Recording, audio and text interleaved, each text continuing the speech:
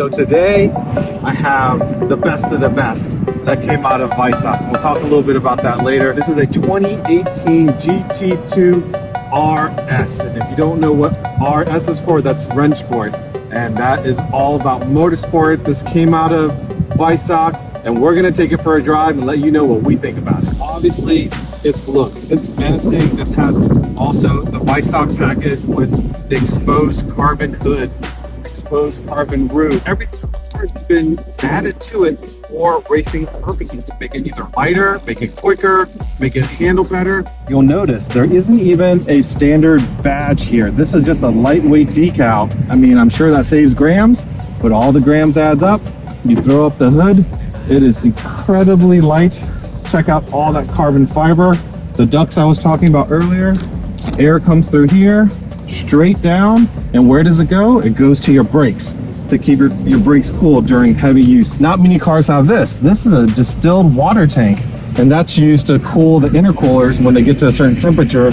You only put distilled water in there, and they spray them on the intercoolers to keep the temperatures down. The wheels, you can't help notice how large these wheels are. Take a look at all this exposed carbon. What we've learned with the fans here is not only is it going to extract hot air from the engine compartment, but it's actually has to do with all of the wind that comes through at speed. It manages the turbulence and the pressure so that you get the maximum downforce on the car. So multi-purpose, not just for extracting hot air from the engine bay. As with most modern Porsches, when you open up the rear engine lid, not much to see in terms of seeing the engine, but believe me, there's an engine in there, and it's a 3.8 liter twin turbo that produces 700 horsepower in a road-going car. That's just insane. It doesn't have the high RPM peaks as, say, a GT3 at 9,000 RPM or a Spider at 8.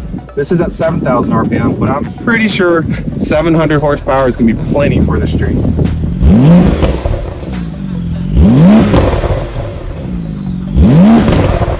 All right, now that we know what's underneath back here, let's go for a drive.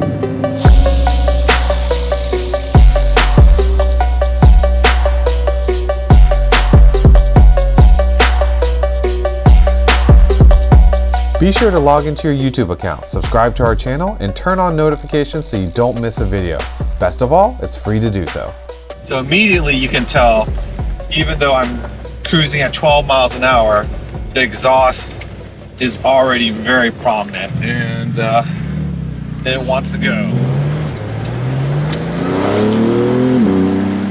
Wow. Now I believe this car is only 3,200 pounds.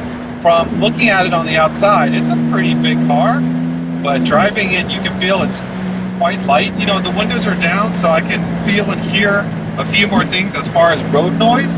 And I believe that's because of the less insulation that they have on this car. The small diameter steering wheel is very comfortable. Let's get into this twisty section. Oh, you really can't put the throttle all the way down for very long on a back road like this, because you're just getting propelled to illegal speeds. So we'll keep it reasonable, but man, it just snaps your neck. It has so much confidence. It's popping and making all sorts of exciting sounds behind you. You know, this road is nothing for this car.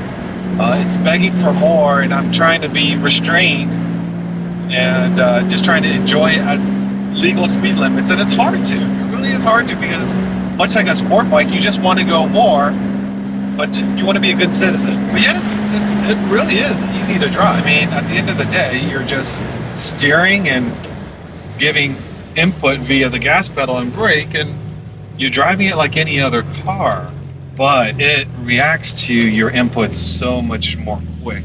We got a few more feet to drive, so let's do it.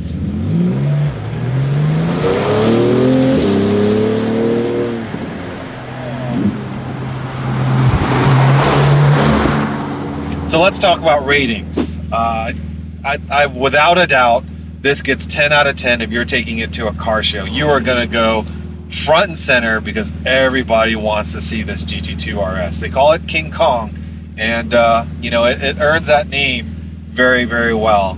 As far as the daily driver, I don't know that you want to drive a 700 horsepower exotic sports car like this every day, but could you? Absolutely. This car is very comfortable, easy to drive, as I said earlier, has, heat, AC, and navigation. You could drive this every day. I guess if you parked it in a place where you didn't worry and you had good roads, and you might not want to take it in bad weather. So I will give this car a 8 for daily driver. As far as a long trip in this car, other than the seats, which might limit you in comfort because it doesn't really recline like a traditional seat, once you're in the seat, it is very comfortable. You have plenty of legroom, plenty of headroom, plenty of storage space. You can throw things back there, throw things in the trunk. I would say for long trips, again, if you're willing to take a 700 horsepower exotic car on a long road trip, I would easily give this car an 8. So for our new fun factor rating, man, a 700 horsepower vehicle certainly can be fun. But if you think about enjoying it on the road, it's kind of hard to enjoy it because you have the limitations, obviously, of speeds and lack of room to really enjoy this kind of a car on public roads. So I'm gonna give it a 7 on the fun factor. Again, if you're on the track, then that score would be way higher. But I think with the limitations that you have on the road and really not being able to wind it out on public roads, yep, I think I'm gonna say a 7. So there you have it. If you like the video, please give us a thumbs up. Make sure you subscribe. And if you haven't checked out our podcast, please do so, because we'll talk more of the behind the scenes details of these drives. Take care.